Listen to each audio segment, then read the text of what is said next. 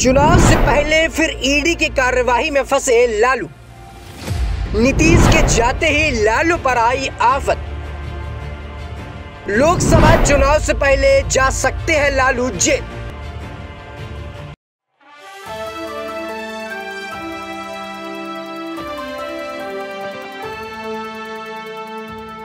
नमस्कार, आप देख रहे हैं नेक्स्ट 9 न्यूज पॉलिटिकल बाइट। मैं हूं आपके साथ आकाश त्रिवेदी।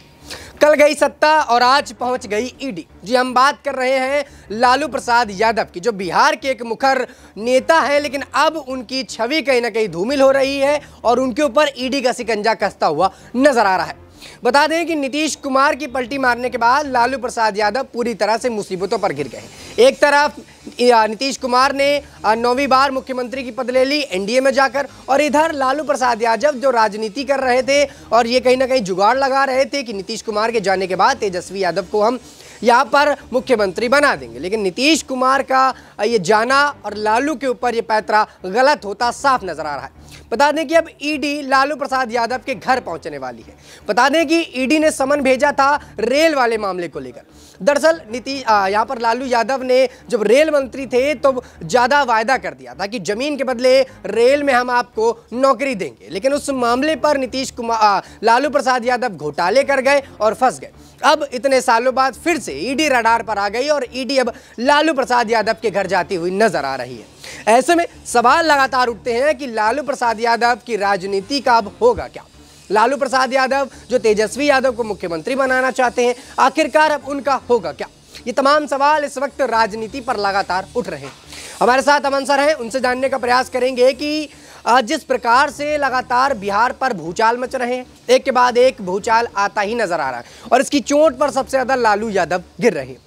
सर, मेरा सवाल आपसे रहेगा, जिस प्रकार से बिहार पर लगातार आतंकी हमले की तरह देखा जा रहा है कि इंडिया गठबंधन पे एक एक करके सारे नेता टूट रहे हैं और बमबारी जैसी हो रही है, कहा जा रहा है बमबारी बीजेपी की तरफ से है। एक तरफ विपक्ष के पार्टी के नेता कहते हैं कि बीजेपी राम मंदिर के नाम पे एजेंडा चला रही है, दूसरी तरफ आप आरोप लगा रहे हैं कि नीतीश कुमार का ये प्लान पहले से बनाया हुआ था और इंडिया खेमे में बीजेपी ने पूरा प्लान बना रखा था। ऐसे में क्या लालू यादव आने वाले समय में इससे उभर पाएंगे और क्या ईडी की चोट से लालू यादव को राहत मिल पाएगी या फिर नहीं? देखिए, बिल्कुल, और कल परसों से ये देखा जा रहा है बिहार के अंदर आकाश की लगातार जो स्थिति है वो डावाडोल है। पॉलिटिकल हम बात कर रहे हैं कि वहाँ पर जो कह सकते हैं कि जो पुराने गठबंधन है वो टूट रहे हैं, नए समीकरण बन रहे हैं और आखिरकार कल नीतीश कुमार ने एक बार फिर नवे मुख्यमंत्री के रूप में शपथ ग्रहण कर ली। उसके बाद अब ये बात सामने उठ के आ रही है कि क्या वाकई जो एक गठबंधन है, जो नया नवेला गठबंधन है एनडीए के साथ में जो नीतीश कुमार शामिल हुए हैं, क्या वाकई इसमें कुछ कह सकते हैं गहराई भी है या ये यूँ ही बनकर सामने आ गया है और कुछ दिनों के लिए गठबंधन रहेगा, उसके बाद एक बार फिर ये गठबंधन टूट जाएगा। क्योंकि अगर आप देखें लगातार, अगर इसके पीछे की बात करें तो 2014 में जो कह सकते हैं कि बीजेपी जो जेडीयू और आरजेडी साथ चुनाव लड़े, वहाँ पर जेडीयू को 2 सीटें मिलती हैं। इसके बाद जैसे ही जो है बीजेपी खेमे की तरफ जाते हैं जो जेडीयू, और उसके बाद 19 में चुनाव लड़ते हैं तो वहाँ पर उनको 16 सीटें लोकसभा की मिलती है। तो ये कहीं ना कहीं उनको पता है कि लोकसभा में अगर अपनी पार्टी को जिंदा रखना है तो एनडीए का साथ उनके लिए ज़रूरी है। प्रशांत किशोर जो बहुत बड़े जानकार भी हैं, चाणक्य माने जाते हैं, राजनीति के तमाम चीज़ों की समझ रखते हैं, वो भी यही बात कहते हैं कि अगर इंडी गठबंधन के साथ में जो नीतीश कुमार ने अगर चुनाव लड़ा होता तो उनको 5 सीटें भी नहीं आती। तो कहने का मतलब यही है कि अब जो नीतीश कुमार की जो एक तरीके से जो उनका रुतबा था, वर्चस्व था बिहार की राजनीति में, वो मेरे ख्याल से अब लगातार कम होने का जो लगातार सिलसिला शुरू हो गया है। क्योंकि अगर 2015 की बात करें तो जब वो आरजेडी के साथ में लड़े तो 71 सीटें उनको मिली। वहीं जब बीजेपी के साथ 2020 में चुनाव लड़ते हैं विधानसभा का, उनको सिर्फ 43 सीटें मिलती हैं। यानी कि आप ये मानिए कि लोकसभा में जो गठबंधन है बीजेपी के साथ उनका, वो काम करता है, लेकिन जैसे ही वो विधानसभा चुनावों में आते हैं तो एकदम से उनके लिए स्थिति कमज़ोर हो जाती है। क्योंकि 71 सीटें उनको 2015 मिलती हैं, 2020 में उनको महज 43 सीटें मिलती हैं, यानी सीधे सीधे 28 सीटों का उनको नुकसान होता है। तो ऐसे में क्या नीतीश कुमार सिर्फ लोकसभा चुनावों में अपनी पार्टी को जिताने के लिए यहाँ पर आए हैं और एक बार फिर 2024 के चुनाव खत्म होने के बाद वो पलटी मारते हुए नजर आएंगे? प्रशांत किशोर समेत तमाम जो नेता हैं वो यही बात कह रहे हैं कि भाई अभी भी अगर देखा जाए तो नीतीश कुमार का जो गठबंधन बना है नया, उसमें कोई ज़मीन नहीं है उसकी, कोई कभी भी खिसक सकता है, कभी भी पाला बदला जा सकता है और ये नीतीश कुमार की फितरत है। क्योंकि लगातार देखा जा रहा है कि 3 बार वो बीजेपी के साथ शामिल हुए, फिर बाहर आ गए। तो ये उनका कह सकते हैं एक तरीके से मिजाज हो गया है वहाँ पर, और लगातार गठबंधन में बदलाव करते रहना। आप अगर देख रहे हैं कि लगातार इन 7-8 सालों में देखें, कभी बीजेपी, कभी आरजेडी, फिर बीजेपी, फिर आरजेडी और एक बार फिर बीजेपी के साथ में वो नज़र आ रहे हैं। तो मुझे लगता है कि आने वाले वक्त को देखते हुए, आने वाले चुनावों को देखते हुए नीतीश कुमार ने ये फैसला किया है। लेकिन क्या इस फैसले के बाद उनको 2000 कह सकते हैं कि जिस तरह से 19 की तरह एक बार फिर से 15-16 सीटें मिलती हुई नजर आएंगी, और क्या बीजेपी उनको जो है 15-16 सीटें चुनाव लड़ने के लिए देगा, ये सबसे महत्वपूर्ण अहम सवाल है। बिल्कुल, वाकई में देखिए नीतीश कुमार की एक पलटी मारने से बिहार की राजनीति में जो उथल पुथल देखने को मिली, उससे लगातार कहीं ना कहीं लालू यादव सबसे ज़्यादा पिस रहे हैं। जो लालू यादव अपने बच्चे का भविष्य बना रहे थे, तेजस्वी यादव का, अब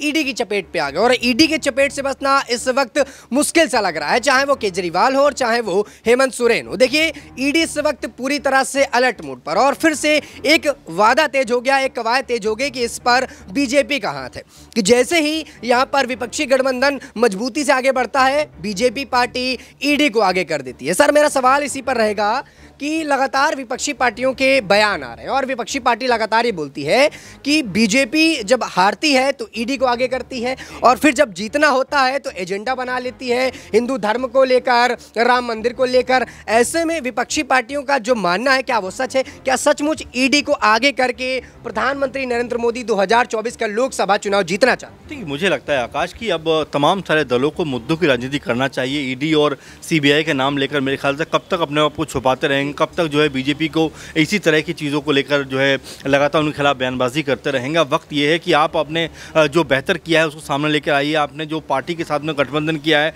वो कितना मजबूत है वो सामने लेकर आइए। लेकिन आप अपनी कमजोरी को छुपाने के लिए जो है बीजेपी की ताकत के ऊपर हमला बोलते हो कि वो ईडी के जरिए, तमाम चीज़ों के जरिए आपके ऊपर जो है निशाना साधते हैं, आपके नेताओं को परेशान करते हैं। मैं आपको बता दूं 2014 से पहले यही बात बीजेपी भी कहती हुई नजर आती थी कि कांग्रेस पार्टी और उसके जो दल हैं जो सत्ता में हैं वो लगातार ईडी और सीबीआई के जरिए उनको परेशान करते हैं। आपको याद हो पिंजरे का तोता कहा जाता था सीबीआई को। तो ऐसे लगातार एक दूसरे के ऊपर वार प्रतिवार चलते रहेंगे, आरोप प्रत्यारोप चलते रहेंगे। लेकिन अहम सवाल क्या है सामने की? अहम सवाल ये है कि 1 से 2 महीने के अंदर आकाश इलेक्शन होने वाला है, चुनाव होने वाला है। ऐसे में आपको अपने मुद्दों पर बात करनी पड़ेगी। अपनी जो कह सकते हैं रणनीति है, आपने क्या बनाया है, किस तरह से बनाया है, उसको सामने रखना पड़ेगा। और मुझे लगता है कि जो तमाम सारे विपक्षी दल हैं, खासकर इंडी गठबंधन की हम बात करें, तो ये जो अपने मुद्दों को रखने में, अपनी नीतियों को रखने में लगातार असफल साबित हो रहे हैं। आप देखिए राम मंदिर को लेकर किस तरह की जो है कशमकश में तमाम सारे दल रहे। कांग्रेस पार्टी ने मना कर दिया, केजरीवाल ने दिल्ली में एक तरीके से अलग तरह का माहौल बनाया, ममता बनर्जी ने बंगाल के अंदर बनाया। तो सारे दलों का कोई भी एक कह सकते हैं कि सेंटर पॉइंट नहीं है जिसके ऊपर सब लोग एक मत और एक सहमत हो सकें।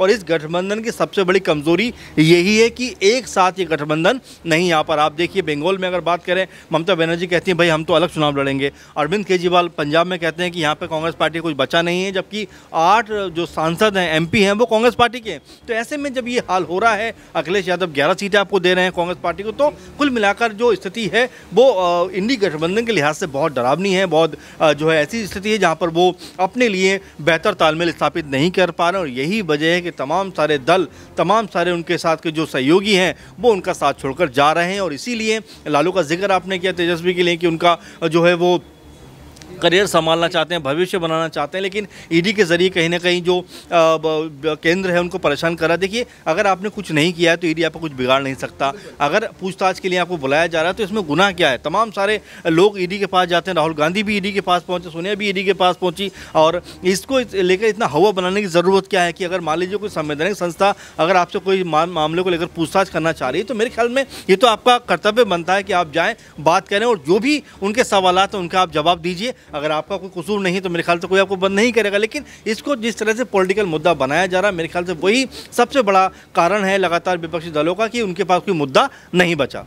बिल्कुल, वाकई में देखिए विपक्षी दलों के पास अब कोई मुद्दा बचा नहीं है, चाहे वो ईडी के लेकर बात करने वाली हो या फिर राम मंदिर को लेकर। विपक्षी पार्टी लगातार एक ही मुद्दा उठाती आई थी, ईडी को लेकर उठाती आई थी और फिर राम मंदिर को लेकर। अब जब राम मंदिर का प्राण प्रतिष्ठान का कार्यक्रम यहाँ पूरा हो गया तो यहाँ पर राम मंदिर की चर्चाएं भी कम हो गई। लेकिन ऐसे में अब एक बार फिर से ईडी की चर्चा तेज हो गई। ईडी के साथ साथ जो एक और नाम उभर के आने लगा, उसकी चर्चा तेज होने लगी, वो था ईवीएम को लेकर। बता दें कि अब फिर से चुनाव है और फिर से ईवीएम का मुद्दा भड़कने लगा। हर बार चुनाव से पहले ईवीएम सामने आ ही जाती है।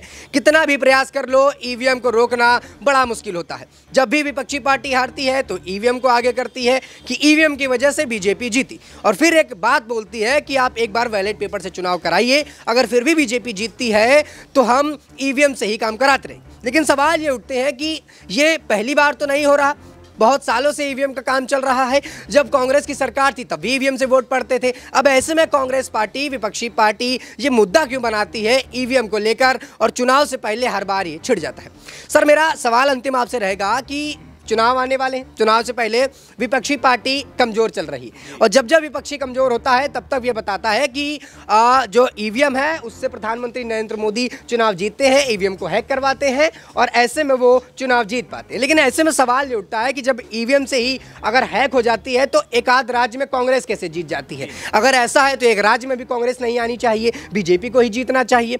क्या लगता है आपको कि सचमुच ईवीएम हैकिंग की जो बातें विपक्षी दल करता है ये सत्य है, ये महज एक एजेंडे के रूप में अपने आप को बचाने के रूप में बोला जाता है? आकाश, मुझे वाकई इसको लेकर हैरानी भी होती है कई बार कि जो कांग्रेस पार्टी ईवीएम को इंट्रोड्यूस करती है और लगातार बीजेपी, उस समय मुझे याद है अभी भी उसके ऊपर बुक भी लिखी जाती हैं, और आज जब कांग्रेस पार्टी विपक्ष में है तो आज वो ये बात कहती हुई नजर आती है। देखिए, अगर इसको लार्ज स्केल पर हम देखें तो ये मेरे ख्याल में उतना संभव चीज़ नहीं है। ये बात खुद कांग्रेस पार्टी भी जानती है, इसीलिए कोई बड़ा आंदोलन इसके खिलाफ आज तक हुआ नहीं है। क्योंकि 2014 की अगर बात करें तो उस समय तो कांग्रेस पार्टी सत्ता में थी, उन्होंने चुनाव कराया था, ईवीएम उनके कब्जे में थी। अगर ऐसा होता तो कांग्रेस पार्टी सत्ता से कभी जाती ही नहीं। तो कुल मिलाकर मुद्दा विहीन जो बात की जाती है, मुद्दा विहीन जो कह सकते हैं विपक्ष की जो चीज़ें नजर आती हैं, वो ईवीएम को लेकर कहीं ना कहीं सवाल खड़े कर देते हैं। लेकिन कांग्रेस पार्टी के तमाम सारे नेता हैं, दिग्विजय सिंह के भाई हैं जो लगातार दिग्विजय ईवीएम के ऊपर सवाल करते हैं, लेकिन उनके भाई कहते हैं कि भाई कम से कम अब तो मुद्दों की बात करो। ईवीएम का सहारा लेकर कब तक आप चुनावों में अपनी हार का ठीकरा जो है वो ईवीएम पर फोड़ते रहोगे? और जाहिर बात है, सच बात यही है कि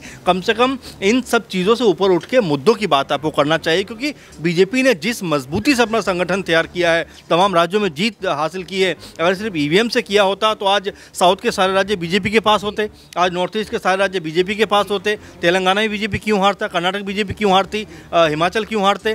तो कहने का मतलब अर्थ यही है कि कम से कम अब चीज़ों को बेहतर ढंग से आपको पेश करना चाहिए। आप जो है गुमराह करके चीज़ों को बहुत समय तक नहीं रख सकते, और बारंबार इसको लेकर चाहे निर्वाचन आयोग हो और भी चाहे संस्थाएं, वो इसको लेकर कहती रही हैं कि ये चीज़ संभव नहीं है, इतना आसान नहीं है, और हर बार जो है विपक्ष का मुंह बंद हो जाता। तो ऐसे में जब तक आप मुद्दों की बात नहीं करेंगे, मुद्दा विहीन एक तरीके से जब तक आप चीज़ें करेंगे, तो मेरे ख्याल से ईवीएम के ऊपर ही सिर्फ आप ठीकरा फोड़ते रहेंगे, तब तक आपको जीत नहीं मिलेगी। इसीलिए तमाम चीज़ों के ऊपर, तमाम मुद्दों के ऊपर चाहे कांग्रेस पार्टी या समूचा विपक्ष, उनको काम करना चाहिए, उसके बाद कहीं जाकर जीत मिलेगी। और सिर्फ ईवीएम के ऊपर अपना जो है मत रखकर, अपना ठीकरा फोड़कर मेरे ख्याल से आपको जीत नहीं मिल सकती। क्योंकि इसी ईवीएम से बीजेपी भी चुनाव जीती, इसी ईवीएम से कांग्रेस पार्टी भी चुनाव जीती है। तो जहाँ पर चुनाव जीतती है कांग्रेस पार्टी, वहाँ पर इसके लिए कोई हल्ला नहीं होता, लेकिन जहाँ पर चुनाव हार जाते हैं वहाँ पर इसको लेकर ज़रूर इस बात को खबर आ जाती है कि ईवीएम की वजह से हम चुनाव हार गए। तो कुल मिलाकर इससे अब ऊपर उठना चाहिए। चुनाव बहुत नज़दीक है, ऐसे में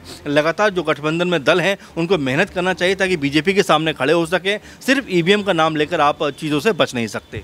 वाकई में देखिए, ये कोई बड़ी बात नहीं कि जब चुनाव आते हैं तो उससे पहले ईवीएम का ठिकराव बीजेपी पर फूटने लगता है, और खुद को बचाने के लिए, खुद को ये बताने के लिए कि हमने बेहतर प्रदर्शन किया था, ईवीएम की वजह से हम चुनाव हारे। बता दें कि पिछले विधानसभा जो चुनाव अभी निपटे, उसमें भी यही ठिकरा फोड़ा गया कि बीजेपी ने ईवीएम को हैक कर लिया, इसलिए वो यहाँ पर चुनाव जीत गए। लेकिन फिर लगातार सवाल उठे कि एक राज्य ऐसा क्यों छूट जाता है कि कांग्रेस जीत जाती है।